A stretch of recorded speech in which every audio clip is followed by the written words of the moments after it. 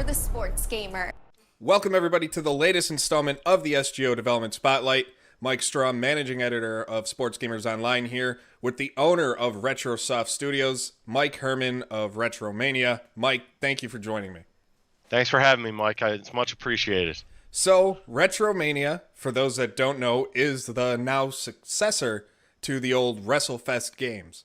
Official. And why WrestleFest did you want to make a sequel to? So, growing up, in my time, I was born in 1975, so I'll date myself a little bit. But, growing up, I grew up in the arcade era, and, I lived through the end of the Atari era into the NES. But arcade games really is what I was really drawn to, and specifically arcade wrestling games. So I started with, I remember Mat Mania in the arcade, which is by the same company that made WrestleFest, Technos of Japan, and their games just kept getting better and better. So we went from, Mat Mania to WWF Superstars to WWF WrestleFest, and those big characters really drew me in. At that point in time, the arcade companies were starting to do these showcase cabinets where it would be like a pedestal with the controls and then a big screen TV in the background, and I just loved it. WrestleFest was my favorite game from that point on, and still play it to this day.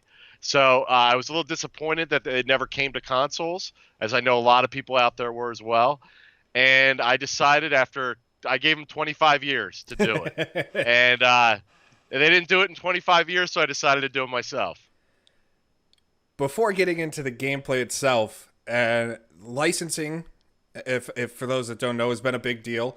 You guys have the likes of Tommy Dreamer, the BWO, the Road Warriors. How did these deals come about, especially for a smaller studio, to get these legends? Yeah. So, going in, I had never done a licensing deal in my life. So it was daunting at first. Just, you're still, I was starstruck a little bit, and not even, some of these guys I didn't even directly talk to, but just, in my, I wasn't sure if I could get anybody. But I was like, I'm going to shoot for the stars right off the bat. The original boss of the original WrestleFest was the Road Warriors. So I'm like, well, did a little research on them to see if they own the name, and Animal owned the rights to both Hawk and Animal, the Legion of Doom, and the Road Warriors. So I knew I was clear of any licensing issues, but then it was just working out the terms, getting a hold of him, which I ended up doing through like an online booking that I just found online. Somebody had his contact info. I paid him a fee, and he got me in touch. And then through him, we negotiated a contract. After that, though, that was the one I signed on my own. But then after that, I but I started looking for someone that could help me out on the business side of things with licensing deals. And I came across a gentleman by the name of Mike Archer, who used to work for Acclaim Entertainment back when they were a game studio. And then he also worked for the WWE, and he was directly involved in a lot of the wrestling games as well. So it was we had lunch. He's somewhat local, and out of New York. I'm out of Philadelphia, but we had lunch, hit it off, and decided we were going to work together. And he's helping me out on a consultant basis. So he really helped me navigate through all these licensing deals. He had a lot of contacts. He knew Tommy Dreamer personally, so that's how that one got done. And then, even if he didn't have the contact info, you contact some of these guys, had their emails public. So it was a little bit of asking a friend of a friend. We leaned on Dreamer a little bit to get some numbers of people. We didn't want to do that too much. I don't like doing that kind of stuff, just asking people for things. Yeah.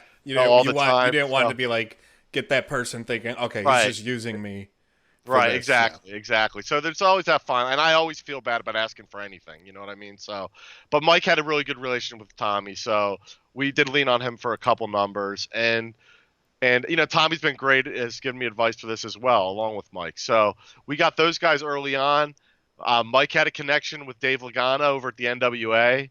He had known him from a previous work experience, so we were able to get on a call with him and hash out a deal with the NWA. And that's the one that's the most recent announcement that we had. But that was an awesome one as well. How difficult was it once you actually brought up to Lagana and the powers that be at the NWA? How difficult was it to actually get them to go, yeah, let's do this?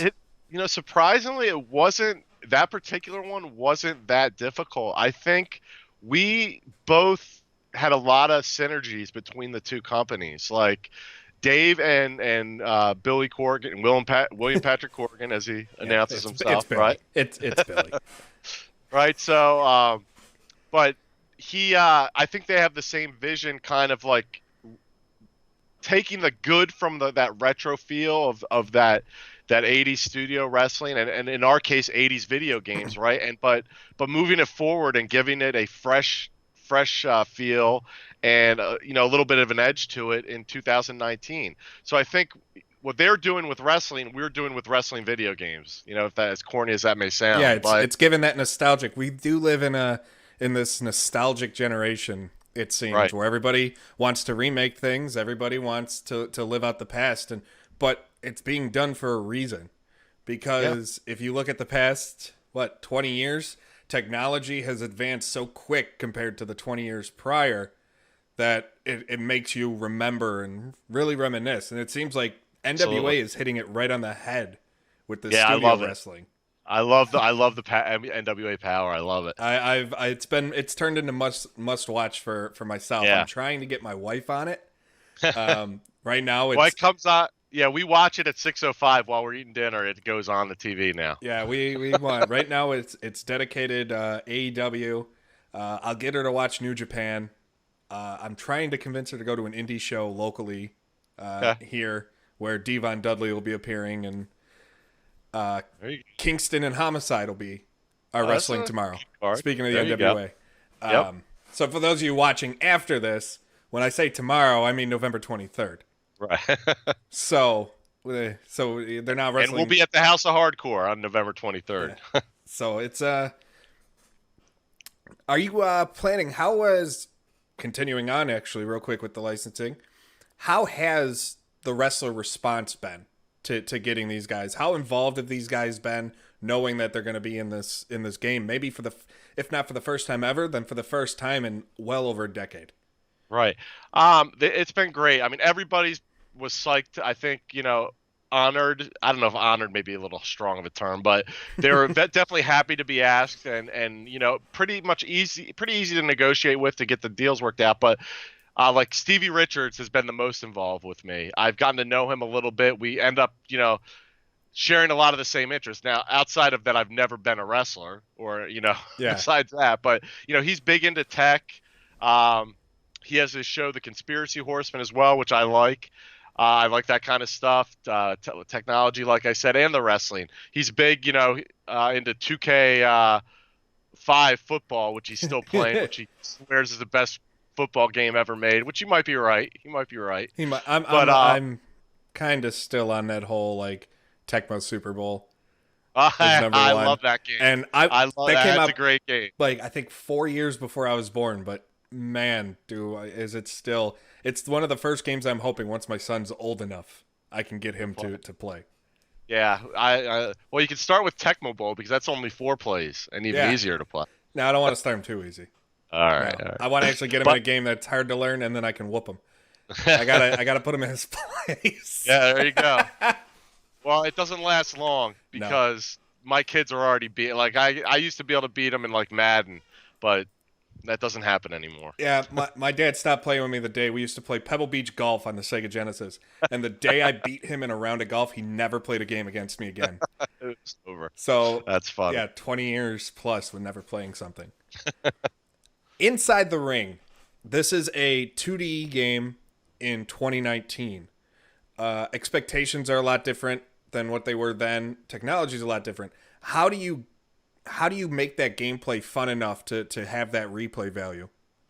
Well, I think inherently the reason why we were talking earlier about this nostalgia feel and people are still going back to this stuff. People are still playing these games that are 20 years old, 30 years old, and there's a reason. Like they couldn't rely on graphics when they programmed these games. They had to rely on gameplay, and we're doing the same thing. And but we're trying to up our graphics to the point where we have a little more flexibility as far as we don't have the technological limitations as programmers did 20 years ago. So we don't have to worry about the number of colors on the screen. Or is it going to run on this hardware or anything like that? Because we're not pushing the hardware too much, but we're super focused on the gameplay and making sure it's just fun to play. And that's really our mission statement of the game is this game fun to play? And I have So I play, I'm in my 40s. I have my kids playing who are 15, 13, and 10. They all have fun playing it. Um, so, as long as it's a fun game, I think we can hook in that audience with and just another wrestling game. There's already is the 2K series of the latest and greatest graphics and video, and all that. Let's give other players options. Fire Pro's a similar 2D game, but it's kind of more of a simulation. Yeah. So we're going for that more arcade feel, that pick up and play, anybody can play it kind of game. To make it pick up and play, how are the controls going to work as far as maybe just how the moves are going to be done, how many buttons are going to be needed, and things of that nature? So it's 6 buttons. We didn't want to go down to 2 buttons. I toyed with the idea, but it's just too limiting. Mm-hmm. There have been 6 buttons on controllers. Even when this game came out, there were already 6 button controllers out because I think Street Fighter 2 was already out. You know what I mean? Yeah. People were already playing with 6 buttons back in 1991. So I didn't want to limit us that way. So we have your typical, we have 3 buttons of weak, medium, and strong. Then we have a run button, a tag button, and a taunt button. Because one of the things that really irked me about the original WrestleFest, you couldn't taunt your opponent. The computer would taunt you, but you couldn't taunt him. You just have to take it. Yeah, exactly. So we changed that up, but grappling, automatic grapples, we basically stole that from Pro Wrestling, which stole it from, I think, the Big Pro Wrestling or something like that. Very early on, which Fire Pro took on in a lot of other games. So, you go in, you don't have to know how to grapple. If you're close enough to your opponent, you grapple, Yeah. And then we have a little bit of a timing thing, but there's a randomness thrown into it. So it's not going to be a competition type game. It'll be fun for both players, regardless of how good or bad you are at the game. So, and that's going to be user definable, where you can kind of have that luck factor, kind of weighed more or less to your liking. Now, you've mentioned the NWA. It's been talked about the 10 pounds of gold and that type of game mode. Is that going to be like your typical fighting, like gauntlet style mode where you move up the ranks, kind of like a Mortal Kombat or Street Fighter or most of these types of fighting types of career modes, basically? Yeah, it's your pretty standard gauntlet mode. We may have a few wrinkles thrown into that. But one of the things I want to do, and we're in the process of doing, is just tracking championships through the game. Mm-hmm. So if I go in and play on my local, RetroMania, it's going to track who's champion at that time. So, Nick Aldis is going to start as we hope so. Yeah, we'll see what happens. See what happens, right? I was a Tim Storm fan. I was kind of hoping he would have pulled it off, but because I like to see, it gives me hope for when I get older. So it's one of those. Right. I like to see the older ones succeed. That's why I'm so happy with Jericho and what he's doing right now. Yeah, absolutely. But we're hoping, or let's assume Nick's still champion when the game launches. He'll be champion then. But if you play through with Stevie Richards and he becomes the NWA champion, when you go into that 10 pounds of gold mode, you can't be Stevie Richards. Then you got to beat him. So you'll go in with one of the other selectable characters. Is it just the NWA World that'll be in there, or will other titles? No, we have access to all of them. So it's a full licensing. It's not like a limited licensing of the NWA. It's top to bottom. Yeah, pretty much. Anything. We work closely with David on it, so we want to portray them in the right light and how they want to be portrayed. So we're working with them. But we're able to get all the championships in there. We just want to do something special with them. The other thing, and that all stemmed from, I watched NWA Power, the first episode. Yeah. And then I got on the phone as soon as it was over with my artist. And I said, here's the video. You got to make this. And within a week we had it. And I showed it to David and he's like, we got to make a commercial out of this. So he loved it. And then that's when him and Nick, I'm not sure whose, idea it was or how they did it. But David's like, we got the commercial. And we had limited footage at this point because a lot of the wrestlers still aren't in the game because we're just doing all the behind the scenes stuff first. They made a phenomenal commercial that really fit in with the style of stuff that they were doing. Are you, speaking of NWA Power, or some are saying Power, because are you going to have sprite commentary or sprite commentary team at the booth in the studio? Is there going to be a crowd, or is it just going to be, are you going to have like backgrounds of just what the set looks like? No, we have actually. So the way it looks, and if you For the listeners, you can check out our YouTube channel. We have a video posted of some of the NWA Power ring, but it does have the commentators on the left, and then it has the other interview station on the right, and behind, closest, the bottom of your screen is the audience. So it's With all animated in there. will players be able to edit the wrestlers in the game? So yeah, that's probably the number one question we get. Not initially. We're not going to have a creator wrestler, and the reason being, one, we're super focused on just the core gameplay, Mm-hmm. and we're a pretty small studio at this point. We hope to get bigger, but we just really we need to make sure our base gameplay is really good. Second is in order to do a creator wrestler properly, you have to animate a ton of moves. Yeah. Because yeah, I want to make Stone Cold Steve Austin. That's great. Well, do you have a kick to the stomach followed by a stunner? Oh, you don't have that animation? Well, I can't make Stone Cold. How about, move X? Do you have this? Well, I can't make so and so. So until we have the resources to really vamp up all those animations, I think Fire Pro has like 1,500 or something Yeah, crazy like but that. you gotta compare. Look at how long that series has been around compared Right, to brand new exactly. And off I'm the sure ground. they're reusing a lot of the animations look the same. They've revamped them a little bit, excuse me. But they're basically just building on what they've already done, and we're kind of taking the same approach. We want to build on a solid base foundation. How difficult, or maybe it's been easy, managing fan expectations. The game is starting to get that hype, or I mean that buzz, because I have this belief: hype is what you create, buzz is what the fans create, and that buzz is really starting to pick up. How do you manage their expectations to make sure they're not expecting the world with this very first Right. installment, but still giving them a really damn good product? Well, it's like we've tried to really be transparent in our development process. So the information is all out there and readily available. We have a fact on our website, like answering, do we have a CAW or not, and why, Mm-hmm. things like that. I have a State of a Union video that I do every couple of weeks. It kind of says what the development process is, and we are constantly. I have help with this on our Twitter, Instagram, Facebook, YouTube comments. We're constantly answering as many questions as we can, even if it's the same questions. Because again, we were talking about this earlier. We're in an instant gratification, and I need to know everything instantly. So Yep. people don't necessarily want to go through and go to the web page and read the fact anymore. So and we're fine with that. We'll answer the same question a million times. It's just having a really good attitude, and everyone who is like socially visible from our company has that attitude. We're not going to get into a flame war over anything. If someone, we've had our fair share, just like anyone else, of trolls and nasty comments. You kill them with kindness is what our motto is. You go Yeah. in, sorry you don't like our roster, we love it. Hopefully we're still going to announce a couple more guys that you may be interested in, and that's basically the standard lines.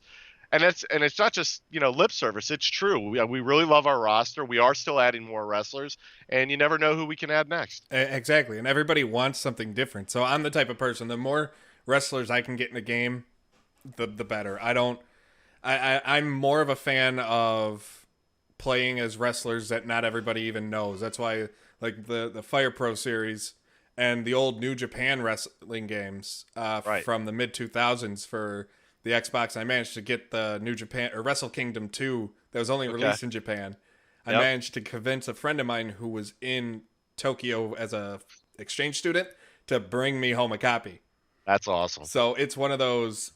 I'm all into that. So for me, Yeah. I there's I pre-ordered all the Fire Pro games before they were released in the U.S. yeah, it's tough for me to understand the crit. I get it, but it's tough for me to really understand the criticism because Yeah. I I don't mean, think people understand what really goes into making games like this. right. Yeah. You don't. I mean, we have 2,000 individual sprites per it's going to be probably about 1,000 per wrestler, but there's 2,000 like base sprites that we then have to turn into the wrestlers. Mm-hmm. It's a lot of work. Just that alone is a month of work to do one wrestler after the animations are already completed. So just to turn them into the wrestler, and then you multiply that times 12 to 16 wrestlers, then all the environments that we have are pretty intricate environments that we're putting out there. Like if you look at some of the videos we have is Stevie Richards Fitness, his gym. There's like 15 to 20 animated people in there working out, all the background stuff. Yeah. So there's a lot of stuff, and let alone that's just the artwork, and then there's the programming side of things as well. So yeah, it's definitely a lot of work.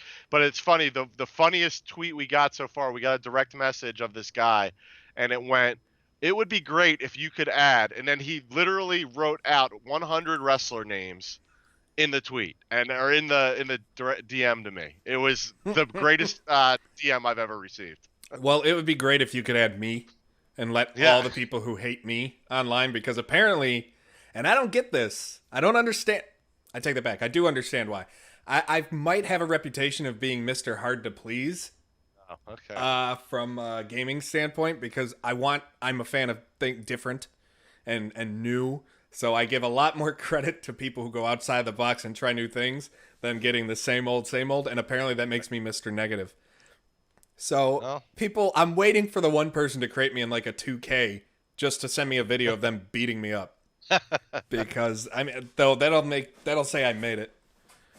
that's awesome. So before we get into some fun non Retromania questions, what is the release cycle expected to be? The game's going to be out on Steam, on PC, Xbox, PS4, and Switch. Is it going to be a staggered across all, or is it going to be a all at once? Is the plan? Yeah, we're going big bang. We want to do everything at once. Our development environment is nice in that it's already the engine we're using exports out to all of those systems. So, for example, we've been testing it on PCs for the last year and a half, but we just built the Switch version for the first time about 2 weeks ago, and it took us less than 2 hours, and it was pretty much fully working. So it's not much for us to get all of the systems ready. Now, we obviously have to do thorough testing on all of them anyway, but the goal is all of them at once. Does that make it? You kind of answered it, but the fact that you guys are a 2D side profile arcade like game, does that make it a lot easier to get on these platforms than if somebody makes like an independent 3D fully rendered open game Right, as far as just getting approval from from publishers? yeah, I don't know. I mean, so I heard different things. The big thing I heard going into this before we were approved was it's hard. Sometimes it can be hard to get approved if you're an independent developer with no experience and without a publisher.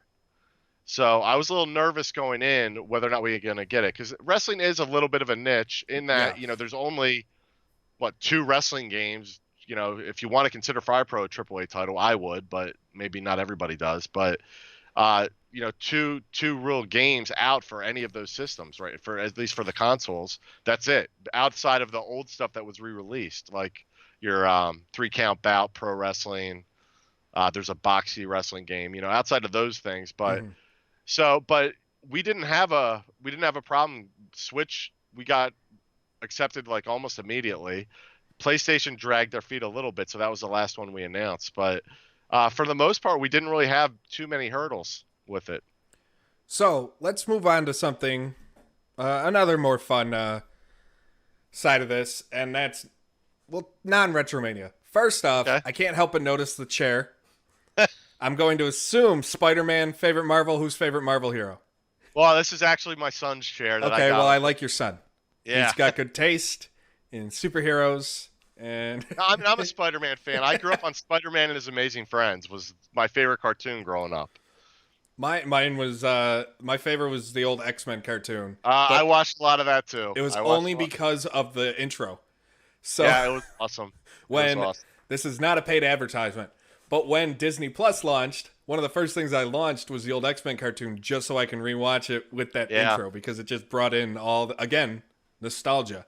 Yeah, I own all the DVDs of that series. I do. Yeah. So yeah, we're big superhero fans. Our whole family goes to opening night of the Marvel movies. I try and get my wife, it doesn't work. Yeah. But yeah, so I'm in our gaming room now. We have, you can see the two monitors in the background on the walls. I'm talking from our gaming PC as well. So we're a big video game family. What? My wife, not so much. But me, I have 3 boys, so the 4 of us play a lot. Yeah, I'm hoping my son joins in the gaming craze, because my wife used to, and it's kind of as we've gotten older, hobbies change. Yep. What Other than WrestleFest, what would you say your favorite pro wrestling game of all time is? Probably this is going to be an odd one. Pro Move Pro Move Power Wrestling, which was out on the PS1. You Which have I me think stumped on that one. I don't it's remember it I at I all. think it's a I think it was like a Virtual Pro port. I gotcha. It was a Japanese port with to the America, and it. So I had a PlayStation One, not an N64. But even most of the N64 games came out once I graduated college. And I am dating myself now, so which I was working more than playing games at that point. But I had that for the PlayStation One, and I played it a ton in college. Hmm. Um, and it was the first 3D game I really got into. And it's pretty obscure title, but I love that game. Now I played a lot of pro wrestling. I actually played a ton of tag team wrestling, and even though it wasn't that good, I really did like it when I was 11. Yeah, So there's some things like when you look back, the games are awful. Like WWF yeah, Raw for the Sega Genesis was one of the first yeah, ones I had, and I went back and played it maybe about 2 months ago because I still have my Genesis and everything. And man, is it awful! It yeah, is one of the worst things I've ever played. But when I remember being at like a 10, 11, 12 year old going, "This is great! This is yeah. so much fun! I'm Razor Ramon." That's all we had. You didn't know any better. The only thing else going on at that time was WrestleFest in the arcade. Yeah, and And that never came home. yeah, unless you had your parents take you to the arcade. For me, the closest arcade growing up, I think, was like 10 miles away. I That was wasn't. rough. I wasn't walking. Yeah. No, I'm not. No. Plus, I don't think my parents would be smart to let a little kid walk Right, that's true. that far. Mine would have let me. That was a different time, though. I'm a little Yeah, older than you. just a little. You're not over 29. Uh, favorite non-wrestling game? Like anything, like any platform, Any any platform. If you could pick one game, that would be like basically if you had to play one game that wasn't a wrestling game every day for the rest of your life. it might be a X-Men the arcade game That's a good one. because you have six different characters you can play as, so it would never get boring. You Yeah. can switch between characters. I must have beaten that game 100 times probably. And I've part of it's nostalgia too. There was one at a golf course, a mini golf course near me growing up, and whenever my friends and we would get dropped off there, we'd have six people playing through the whole game. And it got to the point where sometimes we wouldn't even go golfing. We'd spend our money on playing that game through instead of mini golf. So part of it's a memory, just memories of having that. But it is a fun game. I have it on. I have a main machine at home that we have it on. And I have a 4-player control panel that we play that on. So yeah, I like those early like Teenage Mutant Ninja Turtles, The Simpsons. Those early like local multiplayer games are really fun. I have a lot of good memories of playing them with my friends growing up. So I think that's that genre of that 2D beat 'em up genre I really like. Well, Mike, I want to thank you for taking the time to join me for the latest SGO Developer Spotlight. RetroMania coming out early 2020. That's the plan. Q1 2020, if I'm correct, for PC, PS4, Xbox One, and Nintendo Switch. You can follow all the progress of the game on Twitter at Retrosoft Studio. Mike, is there anything else or anywhere else that you want fans to be able to follow you or fans to be able to learn more about the game?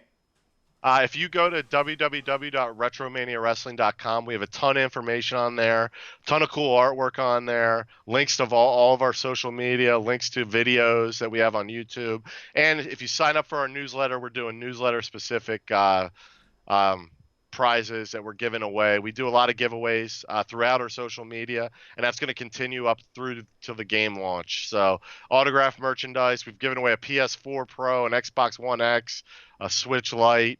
So just stay tuned for all of our social media and sign up for the newsletter. Again, Mike, thank you so much for joining us.